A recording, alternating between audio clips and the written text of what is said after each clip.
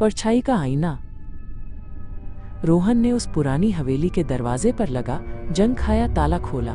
उसे ये वीरान घर अपने दादाजी से विरासत में मिला था, जिनके बारे में उसने ज्यादा कुछ नहीं सुना था। सर्द हवा चल रही थी और धुंध उसके पैरों से लिपट रही थी, जैसे कोई अनचाहा स्वागत कर रही हो। अंदर धूल और खामोशी का राज था।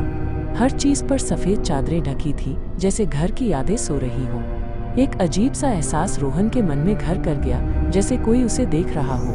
उसकी नजर एक बंद दरवाजे पर पड़ी, जो शायद स्टडी रूम का था।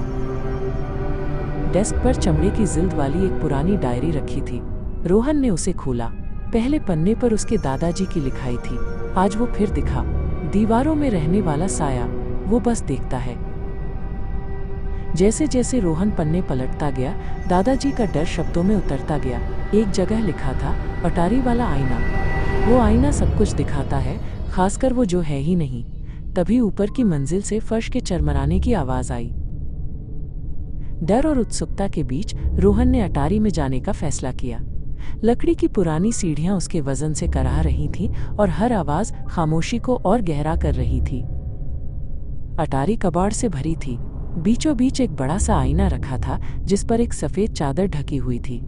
रोहन का दिल जोर जोर से धड़क रहा था। उसने कांपते हुए हाथ से चादर को पकड़ा। उसने चादर खींच दी। आईना अजीब था। उसकी सतह किसी काले पत्थर की तरह थी। उसमें रोहन का अक्स नहीं दिख रहा था, बल्कि उसके पीछे का कमरा दिख रहा था। लेकिन आईने के अक्स में अटारी का दरवाजा धीरे धीरे खुल रहा था। रोहन झटके से पीछे पलटा। असली दरवाजा ठीक वैसे ही बंद था, जैसे वो छोड़कर आया था। उसने वापस आईने में देखा। अब आईने वाले दरवाजे पर एक लंबा धुंधला साया खड़ा था। आईने में मौजूद साये ने एक कदम आगे बढ़ाया। रोहन डर के मारे पीछे गिरा और उसकी टॉर्च हाथ से छूटकर दूर जा गिरी। कमरे में लगभग अंधेरा हो गया। तभी उसे असली दरवाजे की तरफ से एक धीमी सरसराहट की आवाज सुनाई दी। रोहन घबराकर दरवाजे की तरफ भागा। जैसे ही उसने दरवाजे के हैंडल को छुआ, उसे वो बर्फ की तरह ठंडा लगा। तभी उसके दिमाग में डायरी की आखिरी लाइन कौंध गई, वो आईने में नहीं, परछाइयों में रहता है। आईना तो बस एक खिड़की है। दरवाजे के नीचे से बढ़ती परछाई को देखकर रोहन की चीख हलक में ही अटक गई। वो परछाई नहीं थी, बल्कि गाढ़ा अंधेरा था जो जिंदा लग रहा था।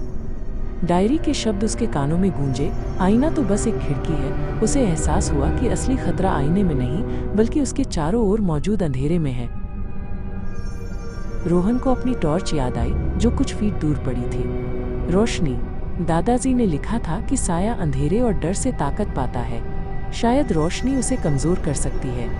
वो हिम्मत जुटाकर टॉर्च की ओर लपका, जबकि वो काली परछाई अब कमरे के कोनों से भी उभरने लगी थी। जैसे ही रोहन ने टॉर्च उठाकर उस बढ़ते अंधेरे पर डाली, एक भयानक फुफकार जैसी आवाज आई और परछाई पीछे हट गई। उसने आईने में देखा।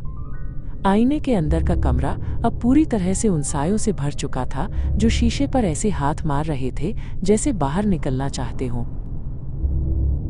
टॉर्च की रोशनी को ढाल बनाकर रोहन अटारी से बाहर भागा। वो सीधा स्टडी रूम में गया और कांपते हाथों से डायरी फिर से पलटने लगा। उसे यकीन था कि कोई सुराग जरूर छूट गया है। डायरी के आखिरी पन्ने के पीछे एक छोटा सा कागज चिपका हुआ था। उस पर लिखा था, ये आईना उसका दरवाजा नहीं, उसकी कैद है। मैंने उसे इसमें बंद कर दिया था, लेकिन मेरी शक्ति कमजोर पड़ रही है। इसे सिर्फ सुबह की पहली किरण ही नष्ट कर सकती है। आईने को तोड़ना मत, वरना वो आजाद हो जाएगा। इसे सूरज को सौंप दो। रोहन ने खिड़की से बाहर देखा। रात अभी भी गहरी थी, लेकिन उसे एक योजना मिल गई थी। उसे किसी भी तरह उस भारी आईने को अटारी से नीचे लाना था और घर के पूर्वी हिस्से में ले जाना था, जहां सूरज की पहली रोशनी पड़ती है। वापस अटारी में जाना उसकी जिंदगी की सबसे मुश्किल चीज थी। इस बार साया तैयार था। जैसे ही उसने दरवाजा खोला, एक बर्फीला झोंका आया और उसकी टॉर्च टिमटिमाने लगी। आईने के सामने अब वो साया पूरी तरह से खड़ा था, एक लंबे इंसानी रूप में। रोहन ने टॉर्च को साये की आंखों जैसी दिखने वाली दो खाली जगहों पर साधा और चिल्लाते हुए आईने की तरफ दौड़ा। साये ने उसे पकड़ने के लिए अपने लंबे हाथ बढ़ाए, लेकिन रोशनी से झुलसकर पीछे हट गया। रोहन ने अपनी पूरी ताकत से आईने को उसकी जगह से धकेला। आईने को घसीटना एक भयानक सपने जैसा था। घर की हर परछाई जिंदा हो उठी थी। सीढ़ियों पर परछाइयां उसके पैर पकड़ने की कोशिश कर रही थी। दीवारों पर चलती परछाइयां फुसफुसा रही थी। पूरा घर उसे रोकने की कोशिश कर रहा था। वो लड़खड़ाता हुआ हॉल में पहुंचा, जहां सामने एक बड़ी सी खिड़की थी। पूरब में आसमान का रंग बदलने लगा था। साया अब और भी ज्यादा हिंसक हो गया था। वो रोहन पर झपट रहा था और टॉर्च की बैटरी भी अब जवाब दे रही थी। रोहन ने आखिरी जोर लगाकर आईने को खिड़की के सामने धकेल दिया।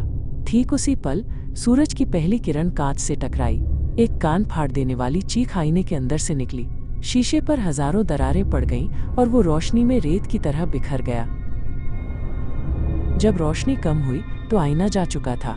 घर में मौत जैसी खामोशी थी, लेकिन अब वो डरावनी नहीं लग रही थी। हवा में ठंडक की जगह ताजगी थी। रोहन हांफता हुआ जमीन पर बैठ गया। वो आजाद था, लेकिन जब उसने फर्श पर देखा तो आईने की जगह एक छोटा सा काला कांच का टुकड़ा पड़ा था, जिसमें एक पल के लिए उसे एक अंधेरी परछाई हिलती हुई नजर आई। रोहन ने सावधानी से उस टुकड़े को उठाया।